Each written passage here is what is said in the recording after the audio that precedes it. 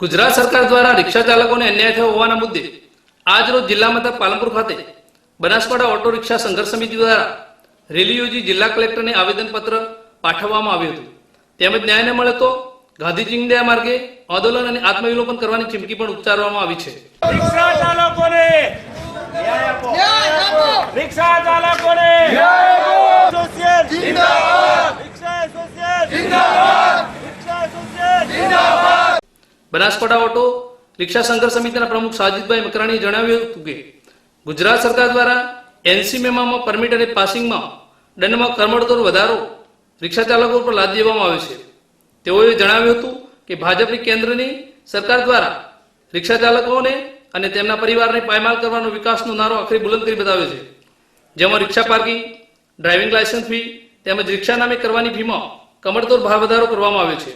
તેના વિરોધમાં આજરોજ બનાસકાંઠા ઓટો રિક્ષા સંઘર્ષ સમિતિ દ્વારા 72 કલાકનું અલ્ટિમેટમ આપવામાં આવ્યું છે અને ભાજપની ઉદ્યોગપતિ સરકારને ચેતવણી આપી ન્યાય ન મળે તો ગાંધી ચિંધ્યા માર્ગે આંદોલન કરાશે અને જરૂર પડશે તો રસ્તા રોકો આંદોલન અને આખરે આત્મવિલોપન કરવા સુધી તેઓ ચીમકી પણ ઉચ્ચારી છે.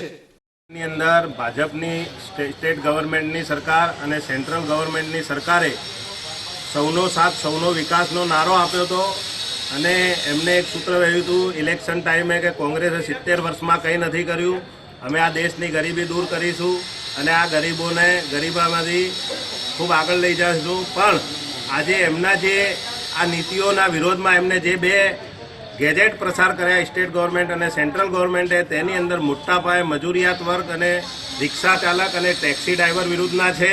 3000 ગણો આવો ક્યારેય ઇતિહાસની અંદર વધારો નાના માણસ પર, આમ આદમી ઉપર ને મજૂરિયાત વર્ગ પર નથી થયેલો. છતાં આ લોકોએ એક રિક્ષા ચાલકને, રિક્ષા ચાલકના પરિવારને પાયમાલ કરી એમને જાનથી મારી ના રાખવાનું ષડયંત્ર કર્યું છે, એવું કહીએ તો પણ સાચું છે. અને આજે આખા ગુજરાતની અંદર તમામ જિલ્લાના રિક્ષા એસોસિએશનના આગેવાનો અને રિક્ષા ચાલકો આવેદનપત્ર આપવાના છે. અને કોંગ્રેસની સરકાર જે વિપક્ષમાં બેઠી છે એને પણ અમે ખુલ્લેઆમ ચેતવણી આપવા માંગીએ છીએ કે પેલો તું માલ લાકડીને હું રાખું ટેક, એવી વાત છે. અમે અગાઉ અહીંયા શંકરસિંહ વાઘેલા વિપક્ષના નેતા ભરતસિંહ સોલંકીને પણ આ માહિતગારીથી જાણ કર્યા હતા, પણ એમને પણ હજી સુધી અમારો પ્રશ્ન વિધાનસભાની અંદર ઉઠાવ્યો નથી અથવા અમારા પ્રશ્નને ગુજરાતના 25 થી 30 લાખ રિક્ષા ચાલકોના પ્રશ્નને વાંચા આપવાની કોશિશ નથી કરી. માટે કદાચ અમને એવું લાગે છે કે 2017ની અંદર પાટીદાર અને ઓબીસી એકતા મંચની જેમ ગુજરાતના 25 થી 30 લાખ રિક્ષા ચાલકો પણ ત્રીજો વિકલ્પ શોધે તો કોઈ નવાઈ નહીં. અને અમે સરકારને 72 કલાકનું અલ્ટિમેટ આપ્યું છે આવેદનપત્રની અંદર.